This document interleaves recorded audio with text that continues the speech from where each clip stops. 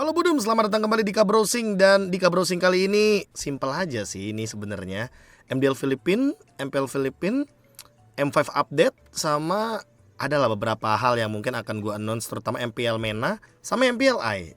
Udah, tapi ya mungkin akan ada perdebatan nantinya soal MPLI ini adalah event internasional atau bukan, bagaimana kelanjutannya. Terus mungkin ada pertanyaan kayak gimana tuh 2020 kan katanya official dari Moonton ya kan. Jujur gue sih dari dulu sampai sekarang tetap menganggap MPLI itu internasional, tapi ya mungkin itu sebagai pembuka ya teman-teman ya.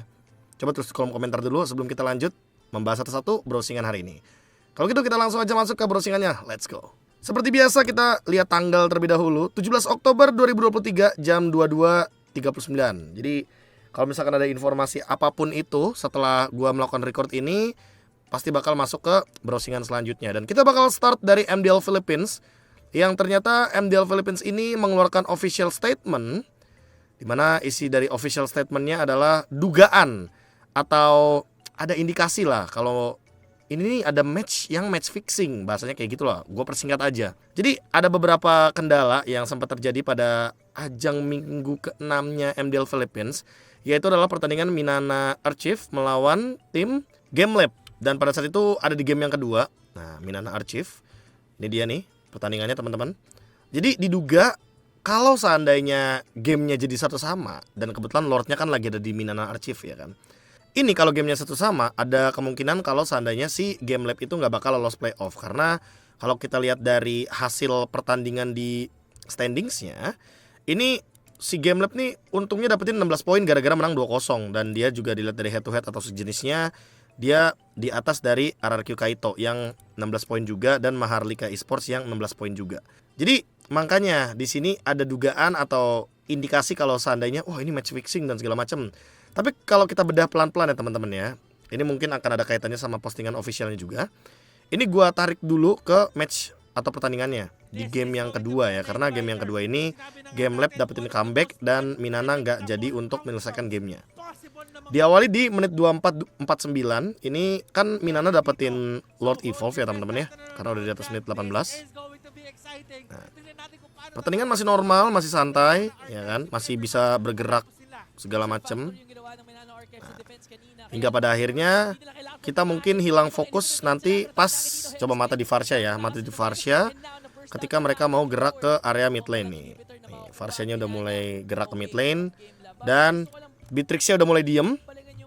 Begitu juga dengan Varsha dan 4 pemain lainnya. Nah, di sini kebetulan 5-5-nya dari pemain Minana ini diem semua, dan bahkan kalau teman-teman lihat di facecam dari pas semenjak si Varshanya ini diem nih, facecamnya nge-freeze. Sementara GameLab masih gerak facecamnya. Jadi indikasi match fixing dan segala macamnya itu menurut gua bisa dibantah banget sih di sini, karena emang di sini koneksinya kayaknya Minana apes aja ya. Minana Archive apes banget, mereka lagi ada di posisi kayak gini, ketangkap semuanya, facecamnya juga freeze dan pause-nya juga lama banget ini untuk dilakukan. Ya mirip-mirip lah sama Alter Ego waktu di season 9 kali ya kalau gua tarik kesimpulan, cuma di sini bedanya 5-5-nya nge-lag gitu loh, lihat tuh. Jadi ya update-nya gua lihat sih untuk di MDL Philippines, GameLab masih bermain. Jadi dugaan match fixing atau sejenisnya kita anggap X, dan ini hanya dugaan. Sementara untuk update-nya di MDL Philippines ini nggak ada update sama sekali. Ya kita anggap memang match fixing ini tidak terjadi dan tidak ada match fixing. Ini emang pure Minananya nge-lag ya kan, dan ya anggaplah emang koneksinya rungkat. Karena menurut gua kalau seandainya ini Minana bener-bener terbukti ya teman-teman ya, terbukti ada nih ceknya atau transfernya, Minana Archive ini ternyata melakukan sebuah tindakan yang sangat-sangat keji seperti match fixing, sebenarnya bahaya di MPL-nya sih nanti. Minana EVOS yang bahaya, soalnya Minana kan udah di atas juga di MPL juga, tapi gua rasa kayaknya enggak sih. Match fixing kayak gitu tuh enggak ada, guys. Selanjutnya adalah season 12 standings untuk MPL Philippines. Di sini yang tidak lolos menuju ke babak playoff dari MPL Philippines adalah Minana EVOS dan juga TNC. Nggak kaget sih kalau TNC ya. Cuma Minana EVOS lagi dan lagi harus nice try. Walaupun poinnya sama, tapi match win lose-nya mungkin yang perlu diperhatikan, serta head to head-nya juga yang Smart Omega lebih diunggulkan. Next adalah bracket dan juga jadwal pertandingan dari MPL Philippines season 12. Di mana pertandingannya akan dimulai minggu depannya lagi dari per video ini diupload. Itulah Oktober tanggal 25 sampai dengan grand finalnya ada di tanggal 29 Oktober Gue kerja tapi semoga secepat mungkin gue langsung pulang ke rumah untuk restream ya teman-teman ya. Blacklist versus Onyx di match play-ins-nya kalah pulang. RSG Philippines ketemu sama Smart Omega sama kalah pulang. Nanti bertemu di upper bracket ada Eko dan juga AP Brand. Dan kebetulan memang cukup menarik ya melihat 3 lose streak-nya Eko ini ada di minggu-minggu akhir gitu loh. Jadi gue nggak tahu ya ini apakah bakal jadi bounce back atau gimana buat Eko, karena mereka mengalami ending yang menurut gue cukup tragis di minggu yang ke-6-nya ya, yaitu adalah dengan 3 kali kekalahan setelah mereka win streak banyak banget. Anyway, menurut kalian siapa yang menangin MPL Philippines Season 12 dan masuk Grand Final? Atau kita anggapnya siapa kira-kira yang bakal kayak M5 dari Philippines? Coba tulis di kolom komentar teman-teman. Next kita ke update dari M5 World Championship. Kali ini sudah ada beberapa tim seperti MPL Indonesia sekarang udah ada perwakilannya, Onyx dan juga Geekfarm ID. Sementara untuk perwakilan dari Turki sudah ada Fireflux Esports, dan untuk perwakilan-perwakilan yang masih belum dideteksi atau ditemukan pemenangnya, kayak tadi MPL Filipina nunggu 2 tim yang masuk ke Grand Final.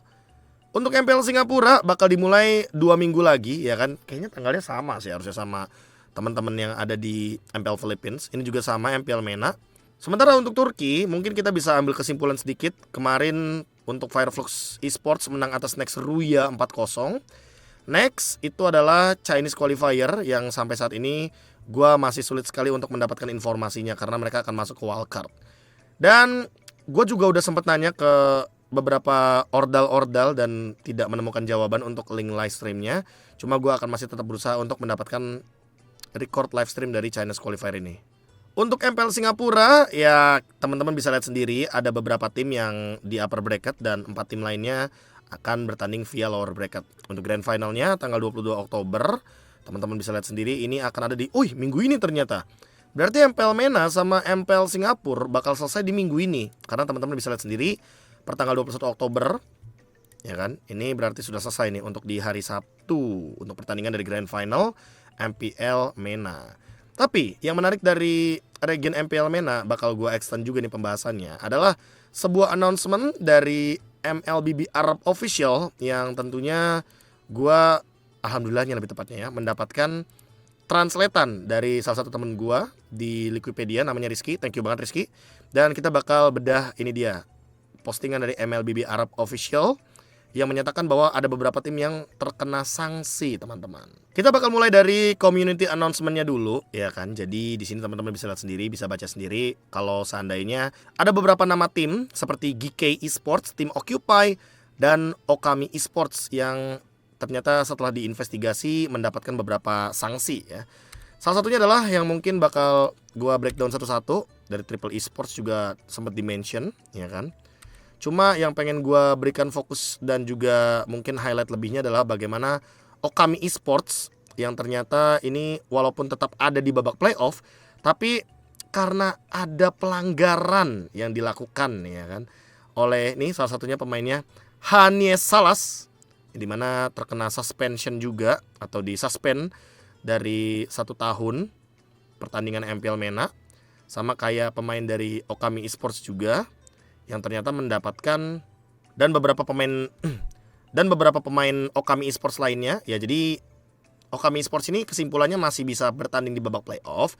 Cuma untuk Hania Salas ini bakal disuspend, dan untuk beberapa pemain yang tersisa itu hadiahnya akan dipotong 15% dikarenakan adanya beberapa pelanggaran yang dilakukan oleh pihak manajemen.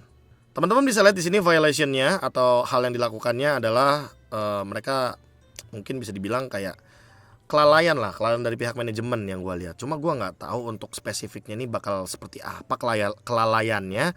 Apakah ada informasi yang dibocorkan atau gimana? Karena ada kaitannya juga sama tim Occupy, tim manager, yaitu adalah 1 season disuspend, yaitu adalah manajernya itu sendiri dari tim Occupy. Intinya secara tidak langsung ada beberapa data atau informasi yang dibocorkan lah oleh tim manajer dari tim Occupy ini. Tim Occupy untuk pihak manajemennya atau pihak manajernya nggak cuma disuspend, tapi tim Occupy-nya juga didiskualifikasi dari playoff karena kelalaian dari manajemennya. Dan ini juga nih Simon Hani Salas yang dimana dia benar-benar disuspend 1 tahun gitu loh. Jadi ini tim Occupy, manajer sama timnya itu didiskualifikasi manajer dan timnya ya. Kalau untuk Okami Esports, timnya nggak didiskualifikasi, tapi ada satu pemain yang kebetulan dengan kelalaiannya, dengan kesalahannya dia juga, yang dimana memberikan sebuah informasi kayaknya ya, memberikan informasi, gue nggak tahu informasi apa, tapi di sini misconduct sih untuk spesifikasinya. Misconduct itu sendiri adalah pelanggaran dan gue jujur nggak tahu pelanggarannya seperti apa, karena ini yang gue lihat kayaknya cukup serius ya, karena banyak banget men, sampai 2024 MENA loh, wow. Luar biasa. Tapi ya Okami Esports-nya masih bisa bertanding gitu loh di babak playoff teman-teman. Selanjutnya untuk Gikai Esports Travel Permit, jadi izin berjalan, yang dimana Gikai Esports ini tidak bisa hadir di babak playoff karena memang tidak bisa hadir di tempat playoff yang diadakan secara offline gitu loh. Tapi yang paling penting adalah ini bisa jadi teguran buat kita semua teman-teman, bahwa informasi yang confidential ya kan, confidential atau intinya rahasia-rahasia yang tidak harusnya dibeberkan, mau itu di manapun ya, mau di third party, mau di live stream, mau dimanapun itu, atau ya dengan siapapun itu yang berkaitan dengan liga, itu memang harusnya tidak boleh dibocorkan gitu loh informasinya. Yang gua rasa ini lebih ke profesionalismenya MPL MENA juga ke depannya, agar roster-rosternya atau bahkan manajemen-manajemennya, player-playernya, manajer dan segala macamnya itu bisa jadi lebih dewasa. Menurut gua punishment ini bisa membuat nantinya MPL MENA bisa jadi lebih dewasa juga ke depannya teman-teman. Dan inilah kesimpulan yang bisa kita ambil dari MPL MENA. Contohnya kayak Gikai Esports ya, walaupun mereka ada di puncak klasmen, tapi karena tidak bisa bertanding offline ya jadinya mereka nggak datang gitu loh. Mereka dieliminasi. Sama kayak ini juga Okami Esports yang mendapatkan teguran, ternyata tegurannya itu berupa ya ringan lah untuk pemotongan prize pool. Masih untung tidak di-ban 1 tahun gitu loh ya kan. Sementara tim Occupy udah dicoret aja terus. Sedih banget emang kalau misalkan kita melihat dari tim Occupy yang terkadang menjadi langganan untuk ajang M-Series gitu loh. Jadi ya bisa dibilang nanti MPL MENA untuk juara pertamanya di Grand Final itu pasti bakal ke M5, dan itu akan menjadi tim baru yang hadir di M5 gitu loh. Untuk juara 2-nya mereka bakal ada di wildcard dan nanti akan bertemu dengan tim China dan juga tim-tim lainnya. Good luck untuk MPL MENA ya, kita bakal pantau juga tetap. Selanjutnya adalah official announcement dari Onyx Esports yang sudah mengumumkan bahwa mereka tidak akan hadir, atau bisa dibilang intinya kayak mengundurkan diri setelah adanya diskusi internal terhadap para pemain, tim coaching staff, dan juga manajemen, karena waktu penyelenggaraan MPL Invitational yang tidak sesuai dengan jadwal Q4 kami ya kan. Ya intinya kuarter keempatnya ya kan, mulai mungkin bulan November, Desember sama bulan Oktober ini itu udah ada rencana tersendiri untuk Onyx. Dan ya bisa dibilang safe start kali ya untuk di ajang M-Series, karena mungkin Onyx fokusnya jauh lebih daripada MPLA yang sekarang akan dijalankan di bulan depan, di bulan November. Yang gue lihat keputusan ini ada 2 dampak. Yang pertama, untuk dari Onyx itu sendiri, ya mungkin akan ada pertanyaan kayak, bang kok nggak tim MDL-nya aja ya? Sementara untuk rules dari MPL Invitational teman-teman, ternyata itu minimal ada 3 pemain dari MPL region tersebut. Jadi ya secara nggak langsung Onyx MDL atau Onyx Prodigy itu nggak bakal bisa join ke turnamen ini, karena ya mau nggak mau kan harus ada pemain MPL-nya, karena namanya aja kan MPL Invitational. Dan yang kedua, karena Onyx tidak hadir, berarti ada slot yang kosong dong. Dan itulah dia tugas dari One Esports MPL Invitational, yang dimana melakukan decision untuk mengambil tim juara ketujuhnya dari MPL Indonesia, yaitu adalah EVOS Legends. Jadi buat teman-teman yang mungkin cukup kaget dengan, kok bang, kok EVOS Legends yang diambil? Ya karena emang juara satunya mengundurkan diri, ya mau gak mau yang dicari adalah di bawahnya 6, di bawahnya Dewa. Dan kebetulan berarti yang bertanding dari Indonesia adalah tim urutan kedua sampai dengan urutan yang ketujuh. Mungkin akan ada beberapa dari kalian yang merasa bahwa, wah bang, kalau gitu kenapa gak Aura sama Alter Ego juga ya, atau EVOS-nya diadu gitu loh. Karena biar nantinya bisa ketemu nih, siapa nih 3 tim yang deserve. Menurut gue ya, dari liga yang udah berjalan aja, itu udah menjawab lah. Dan kalau menurut kalian, bang diadu aja dong, dikata gampang kali ya. One Esports harus bikin turnamen dengan 3 tim. Ya mau gak mau buang-buang waktu lagi, buang-buang production lagi dan segala macamnya, dipikir gak pakai duit. Itu menurut gue, kalau ada yang komen seperti itu ya, itu mungkin tidak menerima secara nyata gitu loh. Kalau emang yang namanya hasil standings dari MPL Indonesia itu udah konkret, udah valid gitu loh. Jadi ya deserve aja menurut gue. Emang gak ada tim lagi yang #7 ya, cuma EVOS di situ posisinya. Jadi ya welcome EVOS. Dan tapi ada hal yang menurut gue bisa menjadi perdebatan yang menarik. Karena apa? Karena sistemnya teman-teman, sistem dari MPL Invitational 2023, yaitu adalah beberapa tim seperti 6 tim dari Indonesia, 4 tim dari Filipina, terus ada 1 tim dari Malaysia, 1 tim dari Singapura, Kambodia juga 1, MPL MENA, NICT, dan juga dari China itu 1 rata-rata. Jadi untuk tim-timnya udah ada semuanya rata-rata, cuma tinggal nungguin player-playernya aja. EVOS Legends juga notesnya di sini udah kelihatan karena Onyx withdraw dari turnamen atau mengundurkan diri dari turnamen. Dan yang paling terpenting adalah untuk dari Filipina tinggal nungguin hasil dari ini nih play-ins-nya, karena baik itu Blacklist atau Onyx Filipin, RSG Filipina atau bahkan Smart Omega itu masing-masing punya kesempatan untuk menuju ke babak MPL Invitational. Dohai Brothers udah jadi pemenang dari NCT, MPL MENA tinggal nungguin minggu ini. Nah, untuk babak group stage kebetulan sudah tidak menggunakan yang sistem kayak bracket ditentuin atau di shuffle sama coach dan segala macamnya, enggak sekarang. Mereka ternyata akan menggunakan sistem group stage, yang dimana mereka akan mencari salah satunya adalah top 1 dan juga top 2 yang nanti mungkin akan bertanding dari masing-masing grup di babak upper bracket. Dan yang untuk urutan kedua kemungkinan besar akan start dari lower bracket. Kalau misalkan warnanya merah kayak gini berarti urutan ketiga dan urutan keempat tidak akan lolos ke babak selanjutnya. Jadi tentunya good luck untuk teman-teman yang akan bertanding di MPL Invitational. Grupnya gue nggak tahu apakah ada syarat khusus, karena kan tim Indonesia ada 6 tuh. Jadi kalau misalkan tim Indonesia satu tim 4-4-nya pun bisa menurut gue. Cuma ini bisa membuka perdebatan kali ya gue di kolom komentar. Apakah MPL Invitational ini termasuk ke dalam turnamen yang internasional atau tidak? Gue jujur dari awal MPL Invitational ada ya gue menganggapnya ini turnamen skala internasional. Karena kenapa? Karena ya yang tanding bukan cuma Indonesia doang, gak cuma nasional doang. Jadi ya ada tim dari Southeast Asia, ada tim dari luar. Dan menurut gue event internasional mau tier A, B, C ya tetap internasional dibilangnya. Kalau misalkan menang ya berarti ya piala internasional. Cuma official by Mountain atau enggak ya official juga karena disupport kebetulan. Hanya saja nama awalnya adalah One Esports MPL Invitational. Mungkin kalau kita ingatnya yang 2020 kali ya, One Esports MPL Invitational 2020. Ya ini juga kebetulan organize-nya atau host-nya by Mountain. Tapi ya lagi dan lagi dari awal aja itu udah banyak banget tim-tim yang kebetulan tim-tim luar gitu loh. Jadi ya gak usah kaget gitu loh. Good luck untuk tim-tim yang bertanding ya. Jadi ya kalau seandainya nanti teman-teman melihat tim Indonesia menang di ajang MPLA, apakah itu berhak untuk dibilang sebagai juara internasional? Gimana ya kira-kira ya? Coba tulis kolom komentar deh, debat mulu tuh kayaknya.